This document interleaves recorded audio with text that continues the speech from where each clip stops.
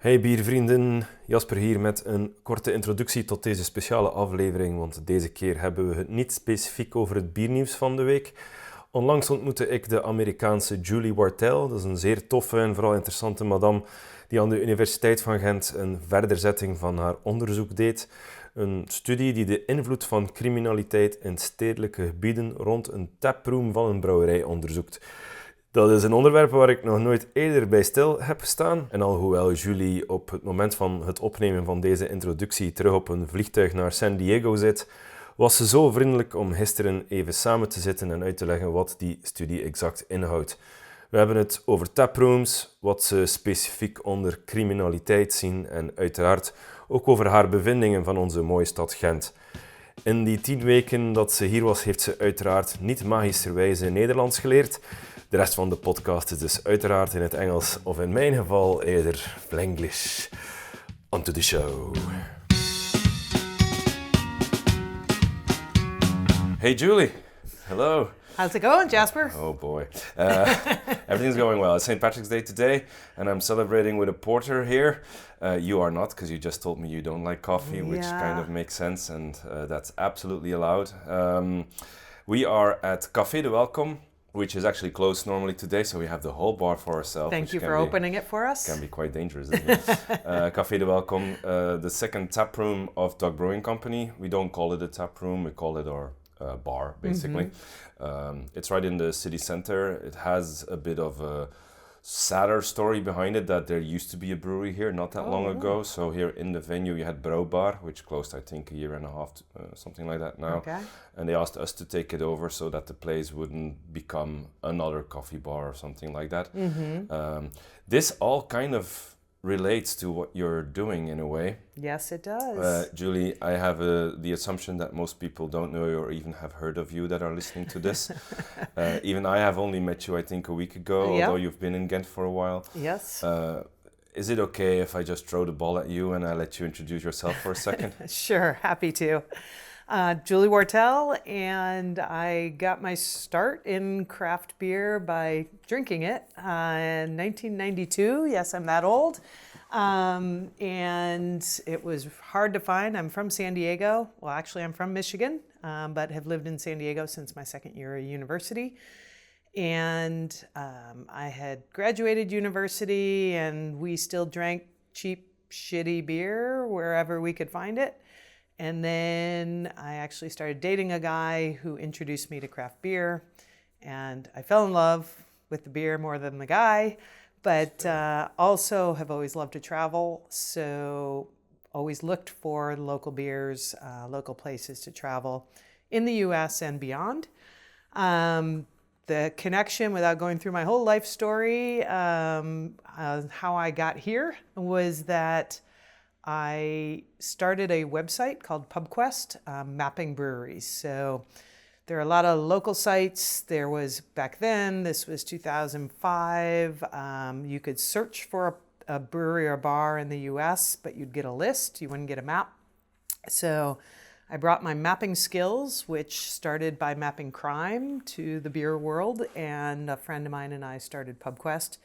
We have every brewery in the United States and Canada on it, about 10,000 locations. So an iPhone app too, so for anyone traveling to the US or Canada, check it out. But as part of keeping PubQuest updated, I started really diving into reading articles and learning more about breweries opening and closing, and noticed a trend of more breweries opening. Of course, in the heyday in the US of craft breweries in the late 2000s, 2010s, lots of breweries opening. But one of the things I really noticed in articles was that cities and mayors and community development and governors were all like, we want breweries. Breweries are good for the city, good for the economy. We're reusing old vacant buildings, all of this cool stuff. So again, my background in analyzing crime and mapping crime, I used to joke that I mapped crime by day and beer by night, and never the two together. But then I started thinking, like, I don't think breweries are generating crime like bars do. Interesting. So, yeah, there's a lot of research over many years about all the problems bars cause and drunken people. And there are certain things in the research that talks about open late at night and too crowded, and it's all young males. No offense to the young males. Do have some offense. And so I really started thinking about, in all my visits to breweries, so I don't know if my research is an excuse for drinking beer or I drink beer as an excuse for my research, but looking into what is it about breweries that are different than bars. And so whether I am doing a training class of police officers, I ask that question, or whether I'm talking to my friends or people I meet in a bar. And there's some consistent things about that breweries close earlier than most bars do, that it's a different atmosphere, different people are there. You have families and dogs and... As we just also discussed, you went to Hazeveld, not so far from here, Yep. famous for its playground. All the friends I have that have children, that have family. Bring them there. Bring them there, of Right. course, that kind of makes sense. And they're not going to bring them to a bar No, absolutely in not. Overport, right? Well, true. With the kids anyway. Maybe they're going on the night out without the kids. They will feel very old there, but yes.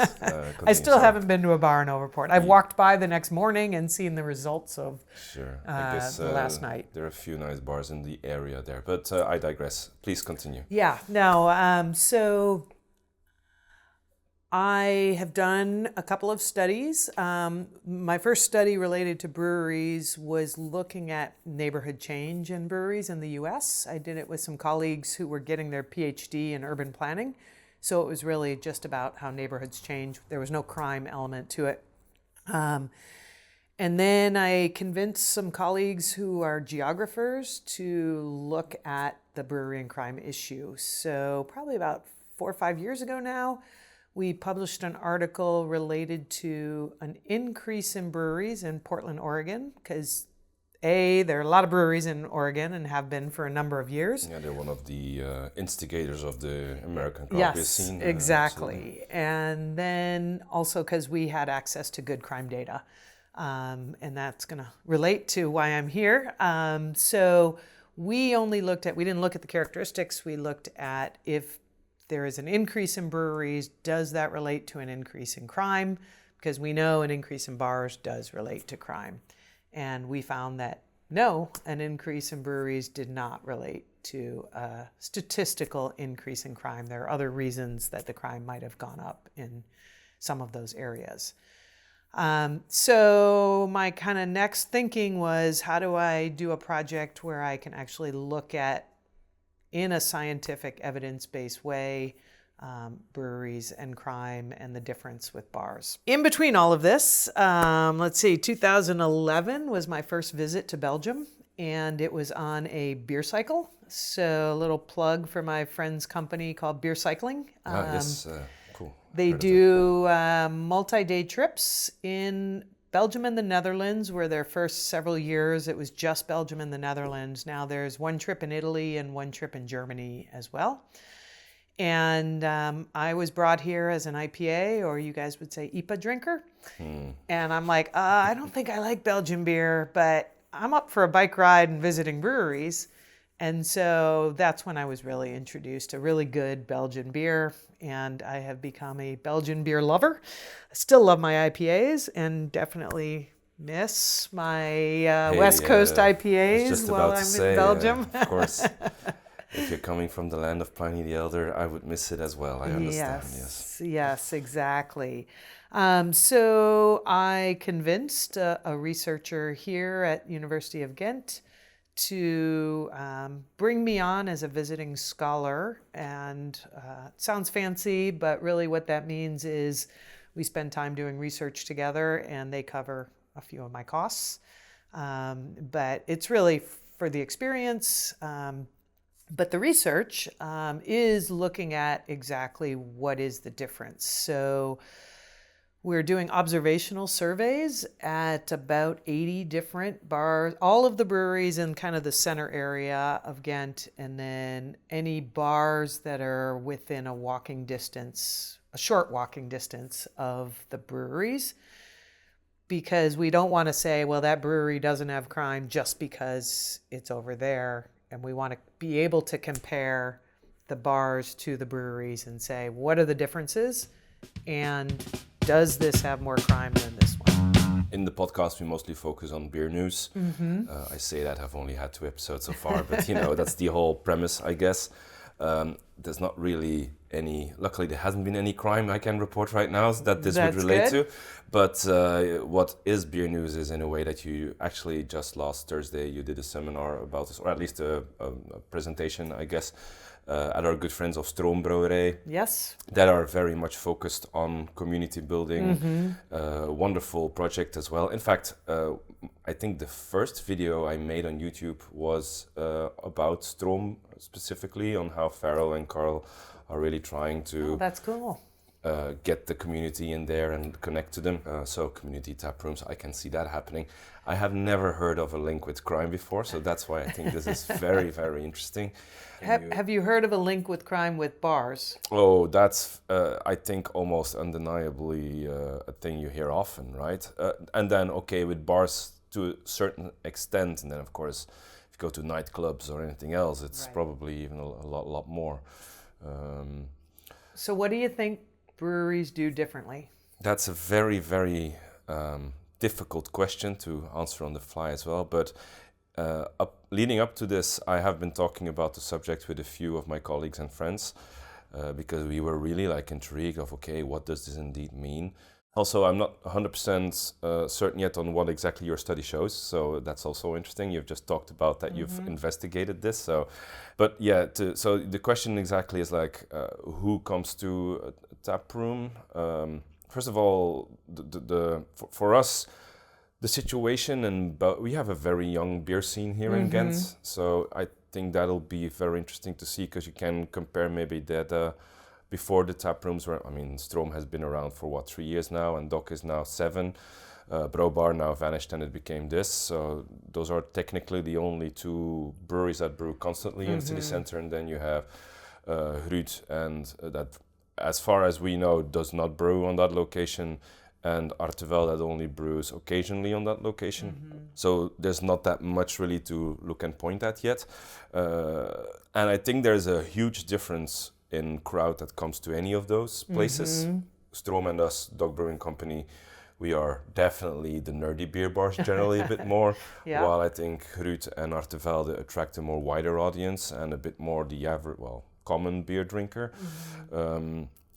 So there will be, I think, a difference in that. But what I do believe is what we all have in common is that people go to a brewery, at least a tap room of a brewery, which is something that's also relatively new for Belgium. Before that, it didn't really exist. Right. You had maybe a room where you could try a beer after a tour which is still the case for most breweries, actually. But the breweries that have a tap room, actually now all the 4 in Gent actually have. And then I guess you have the Wilde Brouwers that also has a tap room that's a bit outside of Gent, and also Heiligard Brewery. Those are all, I think, the ones closest nearby. And then you have the big ones, Heuge and Van Steenbergen. But those are already far outside of the city. Right. They call themselves a Gentian brewery, but they are, Yes. bike ride-wise, I think half an hour, 45 minutes away. I do believe that everyone that goes to these tap rooms are generally there to really just savor a beer. They're not necessarily there to get drunk. They're not there to exaggerate in their drinking. I think they just want to go wide and try as many beers as possible. I say that working behind the bar in the tap room almost 2 times a week, if not more, and doing the tours in the brewery too. There are many exceptions to that as well, Of though. course.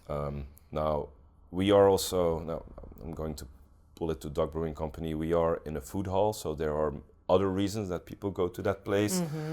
Also for the food, because there's 2 restaurants of ours, the grill and the burgers, and then you also have an Italian restaurant in the hall. A lot of people that come to the hall don't necessarily even know there's a brewery. Right. So that's hard to tell then, is that the same type of people that you are looking for in your studies, right? That makes it already a bit vague. However, even an Italian restaurant, people that go there are there to chill and have a nice meal and maybe have a glass of wine. They come to us specifically to try any of the 30 taps we have. Granted, the majority of the Belgians that come to us are still just looking for a triple-like beer.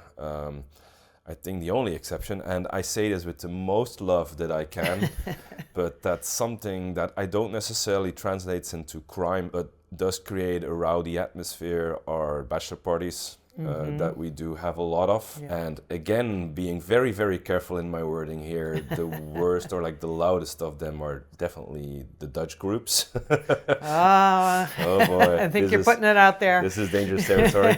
I can still cut this, but I think it kind of still holds true that that's really the group that does come to Ghent. Nobody knows them and they will create a ruckus. And that is the crime. I don't mean to interrupt, but that's kind of a lot of, even with bars, I mean, some bars in some areas, there's violent crime. But that's not what most of people right. are doing. It's Absolutely more what not. we would call disorder or antisocial behavior. That's already a very different, that's an important distinction. Yes. Yes. And so when we look at that, that's really what we want to look at. Like the noise calls, like are police being called because there's some sort of problem? Interesting. And not just there's an official crime that's been committed. This has, as far as I've worked there, never happened.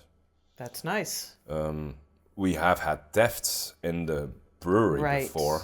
That's, I think, how we met is when I asked about crime and you or the bartender was like, oh yeah, we have a problem with people stealing glasses, which is a unique Belgian Absolutely. We aspect. have a problem, especially with our taster glasses. It's crazy. Yeah. They all find them so cute and beautiful and then they take them home. Please don't do that. Yes, exactly. And that's not all. We have had literally like break-ins in the building before too. Please don't do that either. Yeah, exactly. That doesn't necessarily have to do with the fact that we're a brewery. I don't think that's linked. Right. We're so a bar. The problems that I'm looking at are much more about specifically what a brewery generating impacts. Like bars and breweries. Sure. Generating the people that get drunk and get in fights and go drunk drive or other things from essentially the underlying, there's theories around like how our place is managed. Okay. As you said already earlier, Taprooms generally close earlier.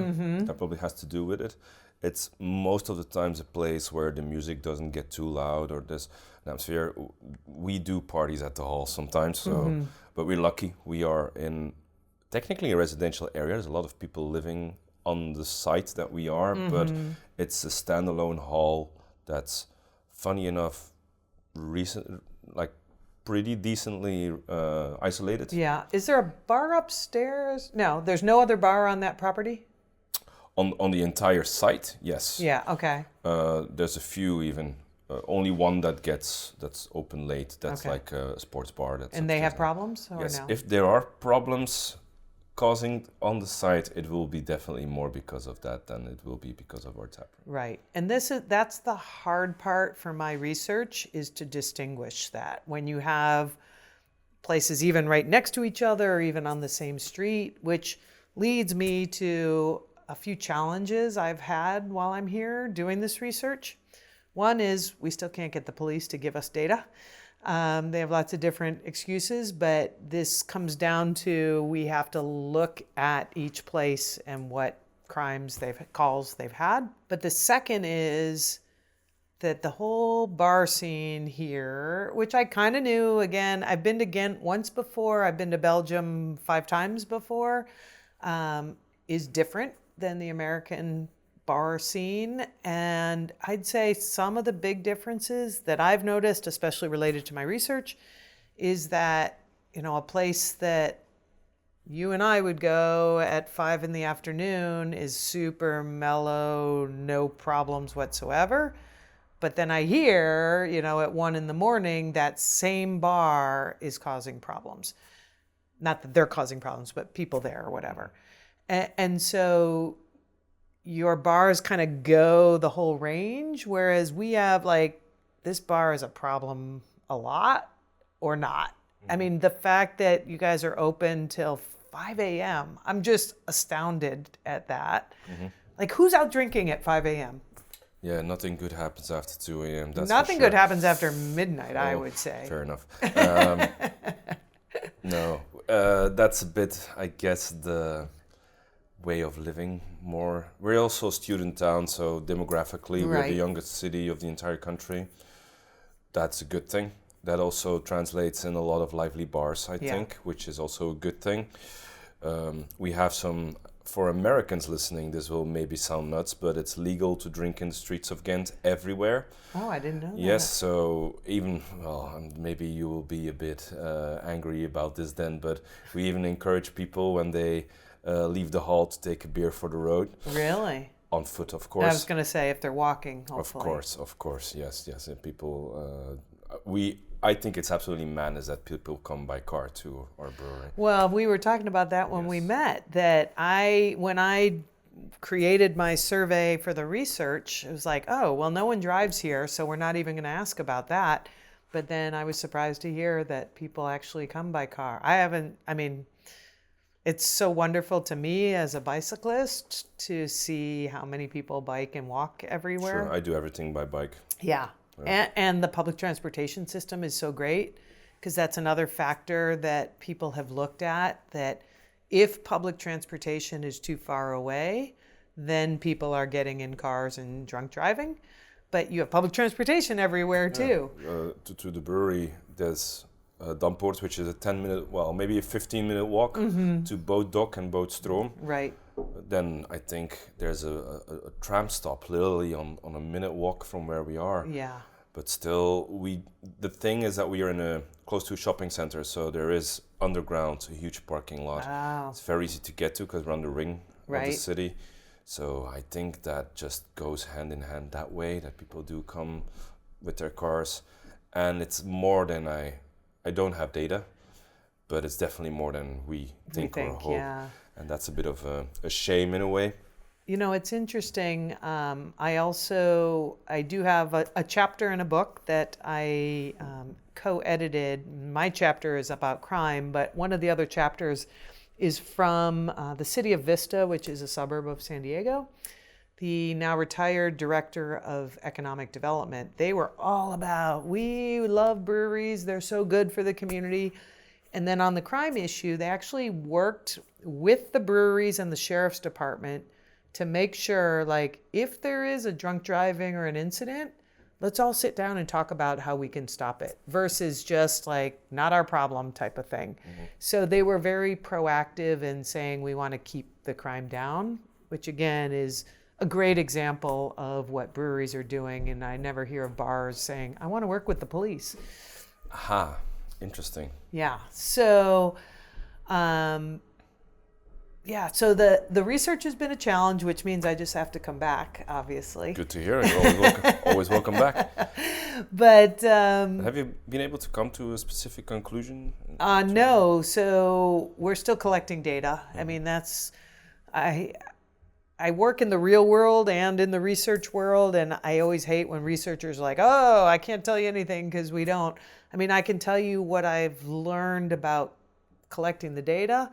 So 2 things to come to conclusions is, one, we have to finish collecting data. We have about 80 bars and breweries that we're doing observations at. In Belgium or in general? No, just in Ghent. Okay, wow. And we only have done about 20 of those.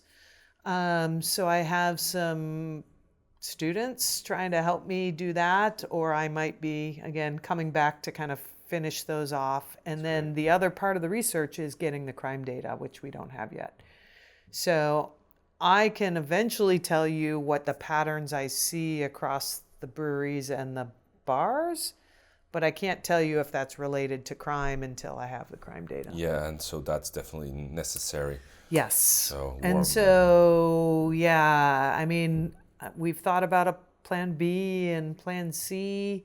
I mean, if we got data in Brussels, but then we'd have to go to all the bars and breweries and collect data there, or Antwerp, or other places that might have a more kind of, like you said, you don't have too many breweries here. And I don't know for this study, or for in general when we say breweries versus bars, whether if it's made there is really the difference. That's a good point. That was something I wanted to tell as well. I think the audience that goes to, let's say, a fantastic beer bar like the Gitan or the Trollenkelder here in Ghent, which are both focused on a more wider audience, I guess, but have like a niche menu too, where craft beer nerds do find their way to. Sadly, Bar B&O was closed not so long ago, but that's like, I think, very much an equivalent of what we are doing. I think you could look at those and fill them in almost identically as a taproom as we are doing, or as even Artevelde is, right? I think those are very close to each other in the audience that they attract. Right. And that's a big part. And another challenge for the research is, how do you kind of quantify or capture audience? Sure. Right? So we're trying to collect ages and family friendly and things like that. Because again, if you're 22 and want to go get drunk with your buddies, you don't want kids and dogs and old people there. But you also don't then go to a tap room where a beer costs 4.55 euros. Which I have to laugh at that. I mean, 4.5, we would love 4.5 euros. I understand. And that's people including here, taxes, by the way. I mean, exactly. So we are spoiled. And then I still hear people saying that our beer is getting too expensive. Like, I know. All they have to do is go to the U.S. All they have to do is go to the Netherlands or the UK, true. And they'll be surprised. Yeah. Okay, so if I hear correctly, it still needs work. A work in progress, but right? you do already. The reason why you're coming here is because you have done the study in the U.S. However. Already? What are the main conclusions there then? Well, so that's the thing. I have not done this specific study. I've done, I don't want to get too researchy, but like qualitative versus quantitative. So I don't have actual numbers to support my theories, but my prior research has been more on like, here's examples of research shows that when you work with the community and care about the community, that you're going to have more success, obviously, in the community, but also keep the crime down. So I have lots of examples of what breweries have done to show their connection, and whether it's a sign that says, we care about our neighbors, keep the noise down. There are many of those indeed, yeah. Yeah. So little things like that, things that the brewer, the owner is on site and caring about the people versus just we're selling dollar shots, which I haven't seen here, but I don't know, Overport, do they have specials and stuff like that? Yeah. Yeah, absolutely. Student bars, definitely, you're able to. Right. So we know that relates to crime problems. And we don't see breweries. I mean, some breweries, I don't think here, does anyone have a happy hour of your breweries? Not in that way. No. Right. So, yeah, I mean, we have breweries that might have a happy hour, but not the same, that's really generating drunken people. Exactly. I think is a big thing. We have done like promos and so on, of course. Right. But also mostly because beer is near their expiration date and you want to... It's a good idea. Sure, why not? Yeah. There are a few exceptions, like I said, we have organized parties, of course. That sometimes happens here at the Welcome, and we are right in the city center here. There, you can even hear some people sometimes walking right above us, so people do live even in this building. That's a challenge. On the other hand, the people that live upstairs have done their birthday party here as well. So that's great. It's all a matter of trying to talk and try to find a middle ground there. In the tap room itself, which again is a bit more, it's still within the boundaries of the city center, but it does feel a bit more remote, right? Yep. We have less of that problem. But what we do definitely have to, or what we do feel, and I think most people that have bars that we know will tell you the same, there's a big difference between also tourists and people that just live here or study here. Mm-hmm. And Dutch tourists and everyone else too? Well, no, not necessarily. It's funny you say that. Yes, when I talked about the Dutch, it's mostly about the bachelor parties that we do have a problem with. Not necessarily Dutch people in general. In fact, we love to see them coming because they are generally well behaved and very friendly. If they come to a tap room, that means they're interested in beer. Right. And there's a funny thing that we should also not forget. We're in Gent. Yes, it's a touristic town, but there's already some kind of natural filtration that happened in the tourists, because if tourists of all the cities they can go to in Belgium, next to Brussels, Bruges, Right. Even the coast or Antwerp. They chose Ghent to go to as a destination if it's a day journey or even a weekend journey. The fact that they were able to find the city already and pick it Right. kind of means that they already come with, I don't want to call them higher quality tourists necessarily, but these are people that apparently already don't mind going off the beaten path a little bit. That generally means, and of course there's always exceptions, that they are already here, that they've heard it's a nice town, there's a lot of cool things to see and feel, and they generally create less of a problem. With the Get festivities in July out of the way, that's 10 days of absolute madness. Yes, I'm sure. Then also, I mean, it's the second largest town festival in Europe, so it's 10 days, more than 200 stages, it's almost all of it is free. The amount of beer and alcohol that flows in is crazy, and that's funny because those are actually the more quiet days in the taproom because everyone's outside. Everyone's in the city center. I'm pretty sure that there's something to be said specifically about those 10 days, especially also crime-wise. I might need to come back and study that, right? Oh, you should. It's really fun. It's a really, really fun festival. There's always something for everyone. In bars, it's worse than it is in the taproom again, because again, that story of if you're going already to a brewery, you generally are already more interested in the culture and the specific beers, and you want to meet the brewers or you want to meet fellow travelers and so on. Yes, exactly. I worked for 9 years for a non-profit organization. I had to go abroad a lot. Mostly those were southern countries, so Spain, Italy, Greece. I often had to go alone, so that's how I rolled into craft beer, really. And I went to visit all these breweries, all these taprooms there. And it's a place where you very quickly find other people that are very likely minded, or at least respect each other's different opinions, where most of them already love beer, so it's already a very easy talking point.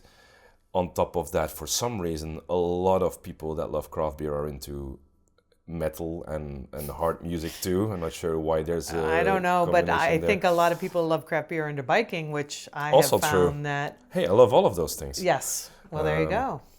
That's weird, isn't it? You can't not like biking and live here, can you? You would be surprised, but yes, it's in Ghent, absolutely. Yeah, it's such a bike-friendly town, but Brussels then is completely different again, right? Which is a shame because it could have been so much better, but that's a story for another day. Yeah, so the only other thing I was going to point out was because a lot of what we've seen in the US and a little bit in other countries is that breweries are helping revitalize like old downtown towns, empty places. So again, bringing that good. So there are a couple things. If you talk to people about gentrification, and so I guess my first point is that I haven't seen that here because there are no bad parts of Ghent, right?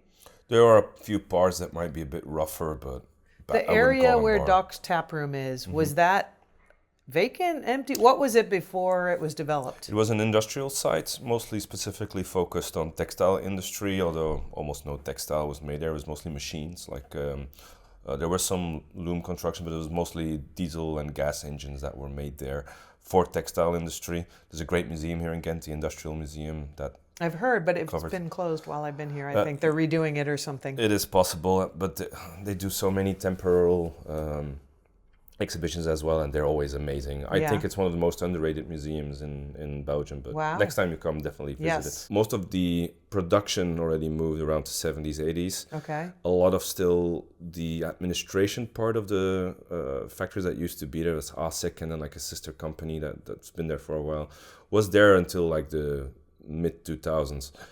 That moved out and it got completely abandoned, which was fun because that's about the time that I arrived in Ghent as a student. And talking about crime, oh boy. It was known to be a dangerous area for a while. Luckily not that long, because as Ghent was growing, we went from 200 to 260,000 inhabitants in less than 10 years because so many students stayed, and I'm one of them as well. Lovely town to live in, close to Brussels and Antwerp for commuting, so all of that is not so strange. There was need of a lot of new housing, but a bit the problem that Brussels has too. It doesn't really have the room to expand a lot, so it needs to find ways to build up or whatever. Fit people in, but there's also rules in Belgium of heights of buildings. So apartments can be done, but they need to be specifically, it's a whole thing, right? So they looked at that side, of course. There was nothing there. You can't really talk about gentrification, although I guess the word Ghent is in gentrification, but that's not Hadn't thought about that. Yeah, you can't really talk about it because there was nothing really there. So that's why they started building apartments. But luckily, to some extent, and this is maybe a bit over-exaggerated, it's not necessarily industrial heritage, but some of the facades, if I'm not mistaken, are protected. Okay. And so that luckily helped incentivize some investment in there, so that they did renovate some place. I think they started with the theater, that's there, and then eventually we're also the coffee roastery Way is good friends of ours. And then just around the corner, then the shopping center where the Hopduvel is, fantastic beer store. Yep. And then eventually we came in the hall, which was an old transformer hall in 2008. We don't own the building, we just rent our space there. So crime's gone down in that area? Well, absolutely, yeah. Right. That doesn't have to do with the tap room, though. That's right. No. That's the development of the site, right? Right. But it's also who's coming to that area now, or who's living and spending time in the area, which are probably different people than were committing crime when it was a vacant, bad area, or... Well, especially if you see crime as a very wide thing, right? Like indeed noise, pollution and so on. Yes, there were a lot of rave parties there. I've been to them. I kind of miss those days. That definitely happened, yeah. Yeah. I mean, so that I guess is something to just think about, consider, but that's, again, what I've found different than even in like the city of Vista that I was talking about, the suburb of San Diego. They weren't vacant. They're big. They're 100,000 population. But the director of economic development said, well, we have these, we call them light industrial areas that are pretty much trucks and things are happening during the day, during the week, and then no one's there at night. And so when a brewery is like, hey, can we move in and just open on Fridays and Saturdays or maybe Thursday nights or something too, the city recognized that it was bringing good value to the city instead of having this empty area. That's fantastic. But not bringing the problems that just alcohol has shown to bring to places. That's music to my ears, and I think some of my UK friends will like to hear this. As a very nice brewery in London just had to close their tap room because they're in an industrial area. Oh, really? And the city did not approve it because they found that the activity there does not match the site. So this is where, I mean, I try and get the word out, and whenever I talk to breweries like that, I'm like, I'm happy to help you bring like what the research shows. So I'm happy to, it sounds like it might be too late for them, but happy to connect with your friends. I think they're going to keep fighting. It's Hackney Brewery. Hackney, okay. Yeah, which is funny because they're not in Hackney. But they just like to. And maybe they're going to have to move again. We'll see. Well, and that's the thing. I think there are lots of cities, and there are several actually chapters in the book that talk about that, how cities, there's one whole chapter on how the city of San Diego changed its code on zoning to accommodate breweries because they, again, saw the value in that. So if it was just zoned for light manufacturing and a brewery explains like, we're primarily a manufacturer, but we're happy to have a tap room. And we have a lot of laws, both local and state. In the United States, there's all these layers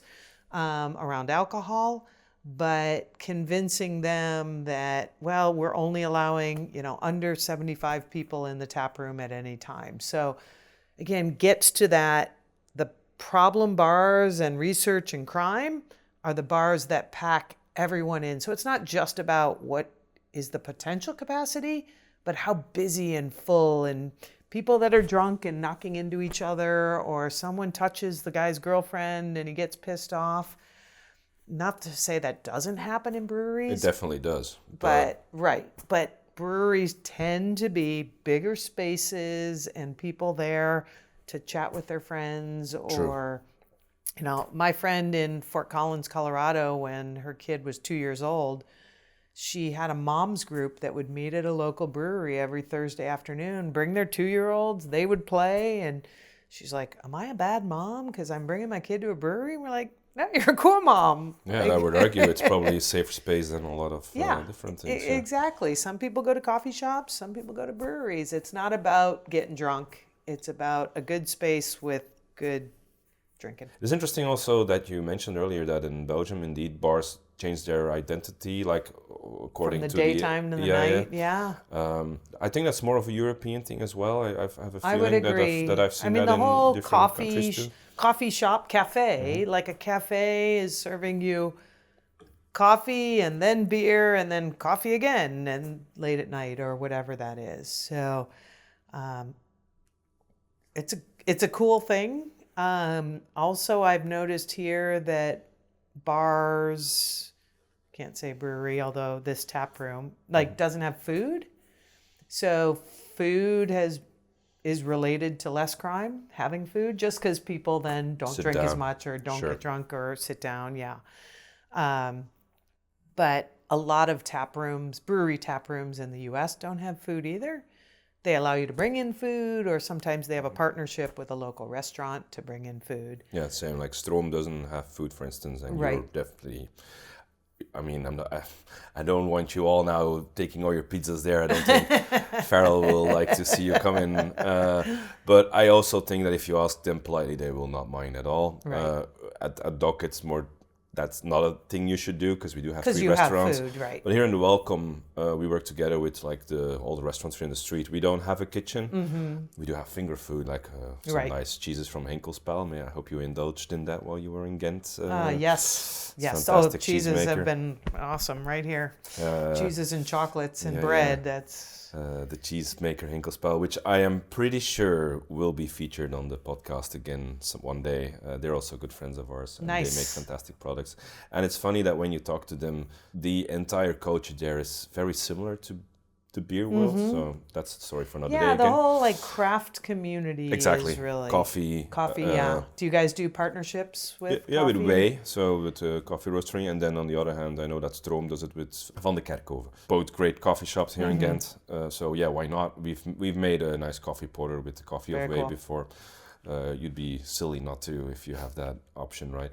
And then here in the tap room, we serve the cheese of Hinkelspel. We serve the coffee of Way. Mm-hmm. Those are important links that creates a community also within the hospitality sector. Yeah, it seems like a lot of bars though don't have food. That's true. Yeah, it's also the rules are a bit tricky there. The health inspection. If you serve food, the rules are. Completely, totally different. Right. Same within the U.S. in most places. Which it should be. But that does make it sometimes not worth even the investment. You need extra staff. You need Yeah. It's kind of makes sense in that way. Yeah. And indeed, here the cafe, the bar concept is definitely intertwined with culture. Yeah. No, and I think, you asked at the beginning, kind of the differences.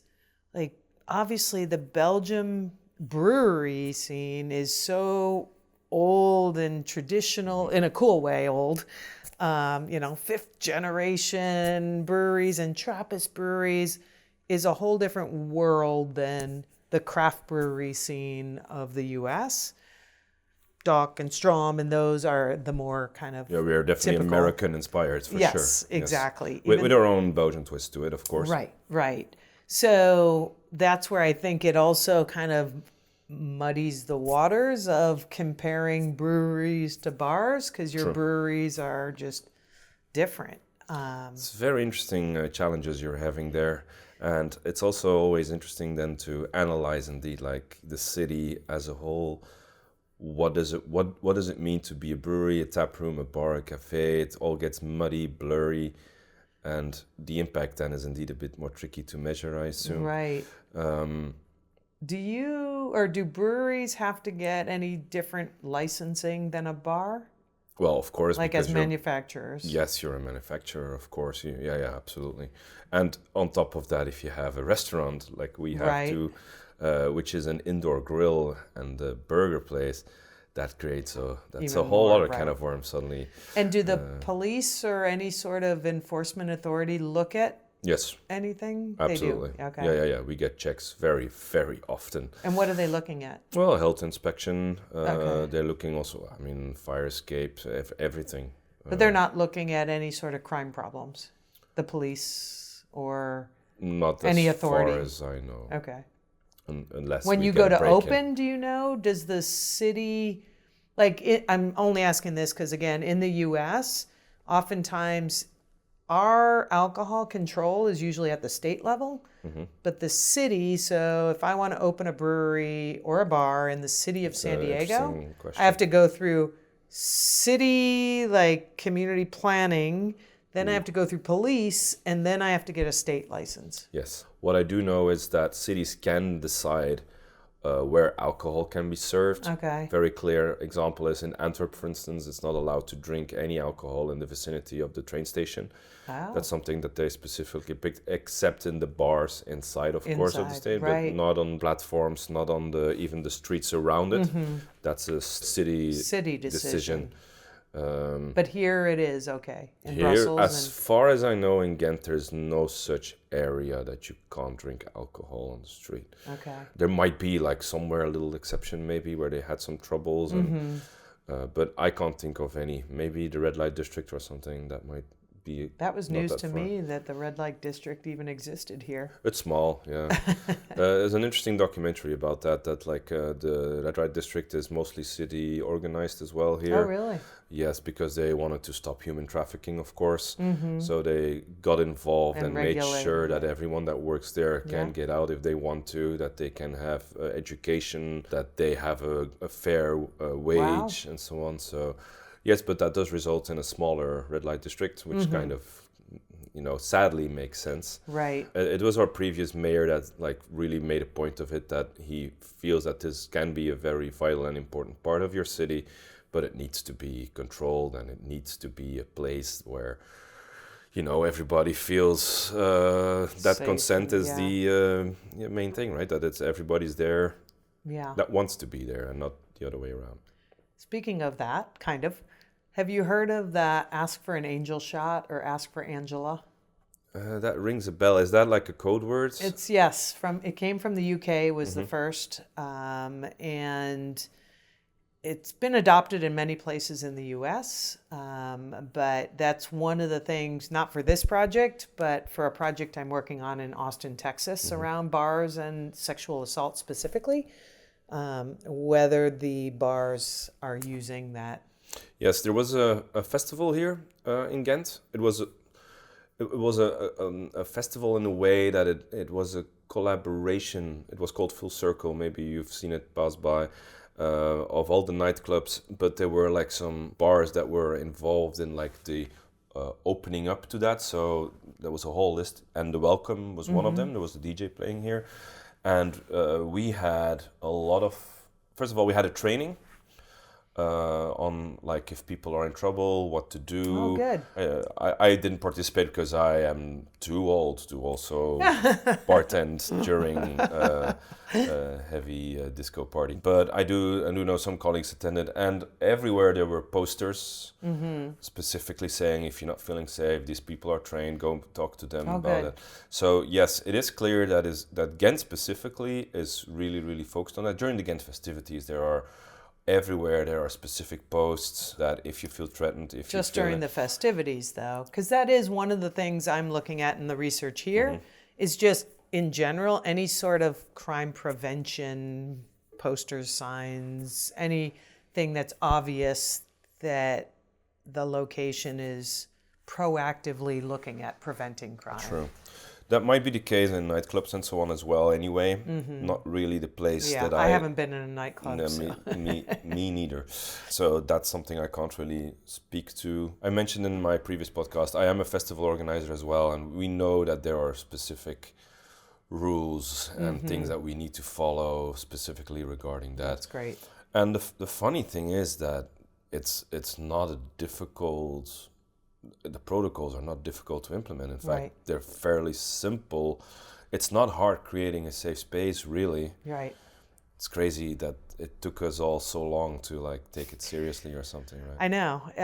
And one of the things we found somewhat accidentally on this project in Austin, Texas, is that bars with a higher percentage of women bartenders have less problems with sexual assault.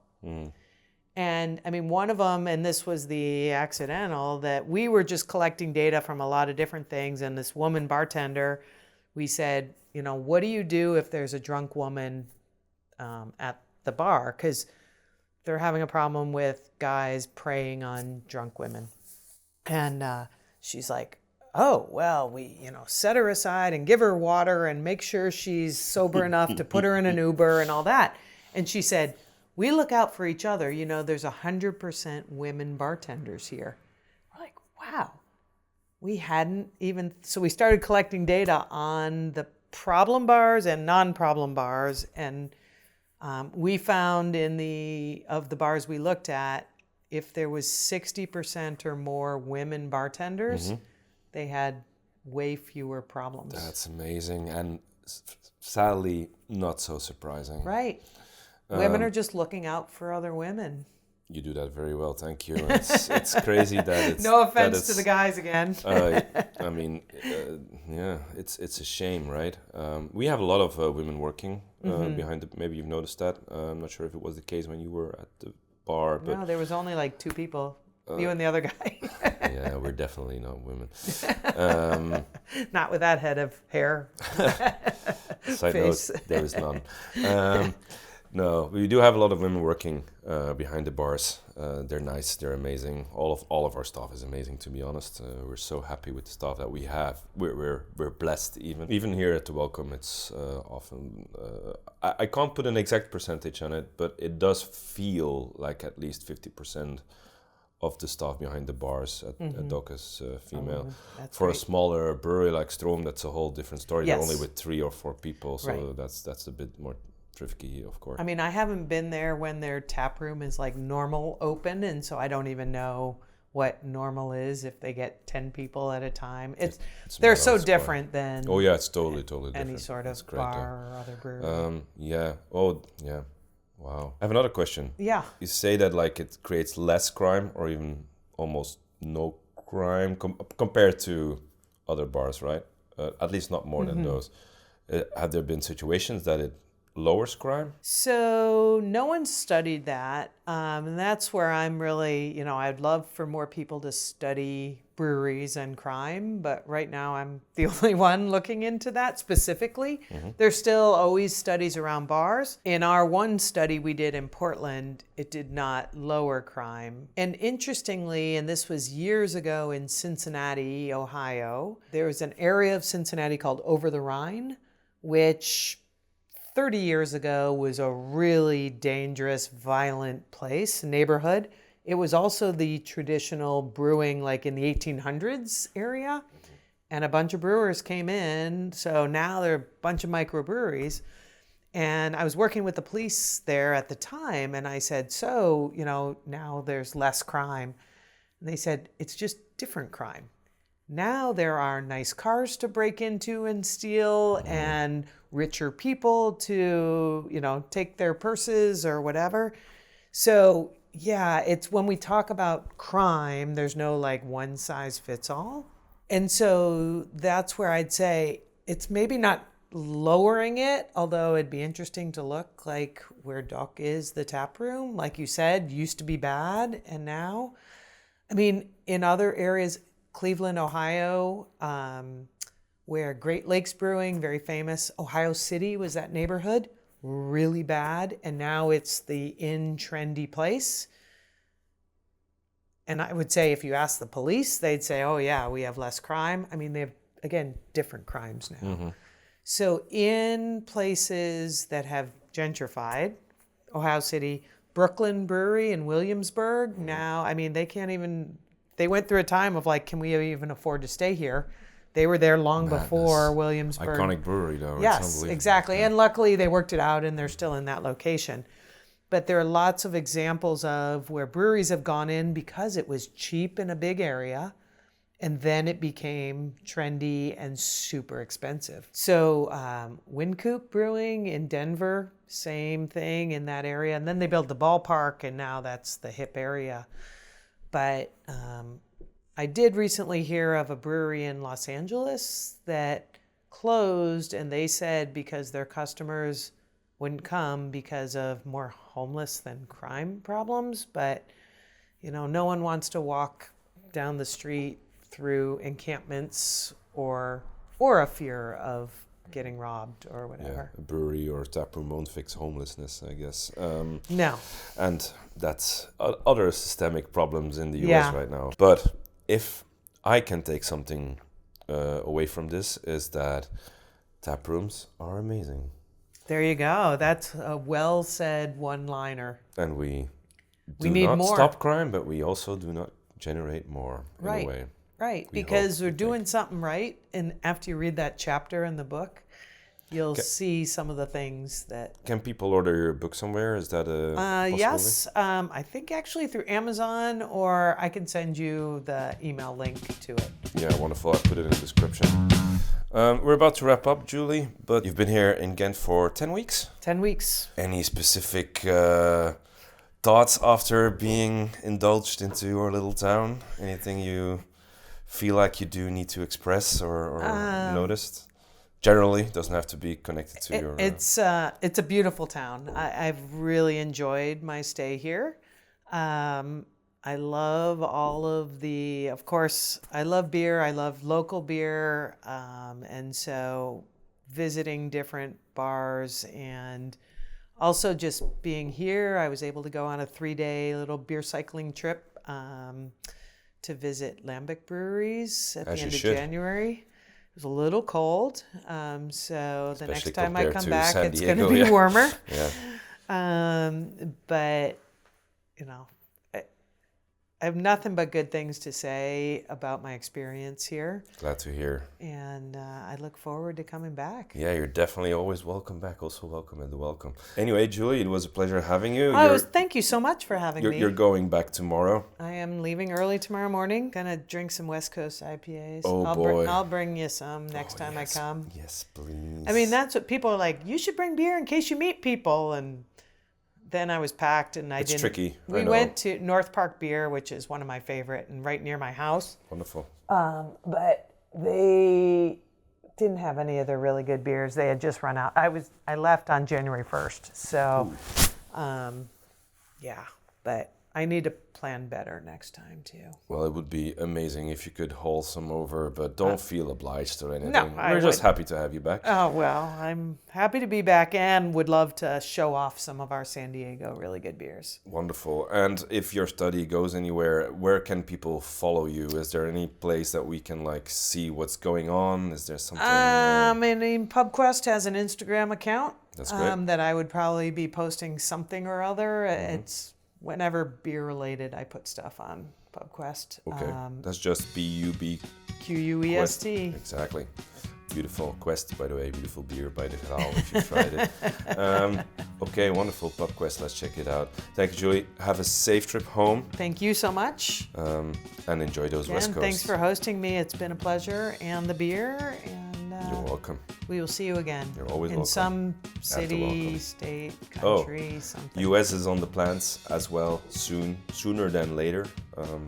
Please let me know. See how the political things move a little bit. I know. But generally, people are all like, "Are you sure you want to come back from Belgium now?" Like, yeah. It's not like it's going that great here either, but that's a story for another time. Thank you, Julie.